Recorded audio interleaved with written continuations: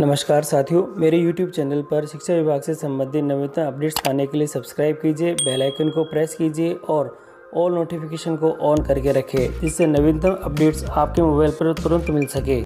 कर्मचारियों के लिए खुशखबर है। कर्मचारियों को राहत के आसार। NPS में सुधार के लिए वित्त सचिव की अध्यक्षता में समिति। और पत्रिका न्यूज़ नेटवर्क नई दिल्ली से खबर है। पुरानी पेंशन स्कीम OPS लागू करने की मांग कर रहे सरकारी कर्मचारियों के लिए अच्छी खबर है। केंद्र सरकार ने नई पेंशन योजना NPS का रिव्यू करने का निर्णय लिया है। साथियों, बड़ी अपडेट है क्योंकि अब NPS का रिव्यू होने वाला है और ये सभी के लिए महत्वपूर्ण है क्योंकि OPS अब सभी जगह लागू होने शुरू हो चुकी है, तो NPS का रिव्यू होना ज़रूरी भी हो गया है। और इसी के साथ ही केंद्रीय वित्त मंत्री निर्मला सीतारमण ने लोकसभा में कहा है कि NPS में सुधार के लिए वित्त सचिव की अध्यक्षता में समिति का गठन किया जाएगा। और यहाँ जो सबसे बड़ी अपडेट निकल के आई है, देखिएगा, NPS में सुधार के लिए वित्त सचिव की अध्यक्षता में समिति गठन किया जाएगा और समिति पेंशन को लेकर होने वाले परेशानियों को समाधान के लिए सुझाव देगी।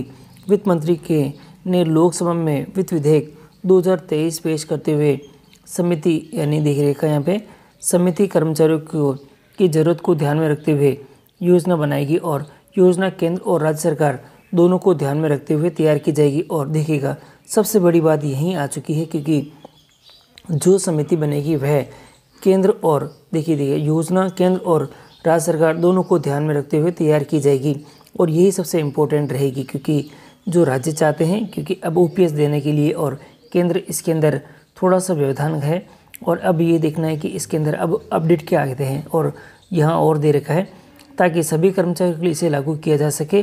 गौरतलब कि राजस्थान, छत्तीसगढ़ और सहित कई गैर भाजपा शासित राज्यों में NPS को OPS में बदलने का फैसला किया गया है और कुछ अन्य राज्यों में भी कर्मचारी संगठन इसकी मांग कर रहे हैं। तो ये सबसे महत्वपूर्ण होने वाला है। NPS OPS में क्या अंतर है साथियों?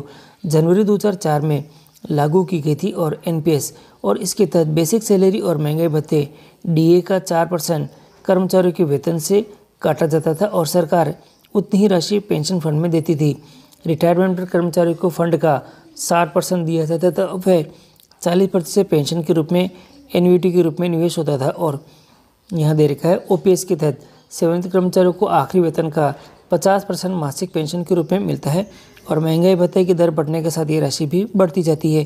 तो ये साथ ही ब्रेकिंग न्यूज़ है क्योंकि अभी जो मामला चल रहा है वह जो पुरानी पेंशन योजना लागू करने के संदर्भ में चल रहा है और सभी राज्य इसके ऊपर यहाँ पे काम करना शुरू कर रहे हैं। और क्योंकि आने वाले चुनाव के अंदर ये सबसे बड़ा मुद्दा होने वाला है, तो इसलिए सरकार अभी से ही इसके ऊपर ध्यान देना शुरू कर रही है और शीघ्र इसके अंदर यहाँ पे अपडेट निकल के आ सकता है। और क्या पता ये भी हो सकता है कि सरकार इसको रिव्यू यानी अपडेट कर दे और बिल्कुल जैसे पुरानी पेंशन योजना में जो प्रावधान है उसी तरह से इसके अंदर भी वो सारे प्रावधान इसमें कर दे। तो साथियों, इसके संदर्भ में और क्या ब्रेकिंग न्यूज़ आती है, क्या अपडेट्स आते हैं, इसके लिए आप चैनल पर बने रहें जिससे कि आपको सभी अपडेट हमारे चैनल के माध्यम से प्राप्त होते रहें।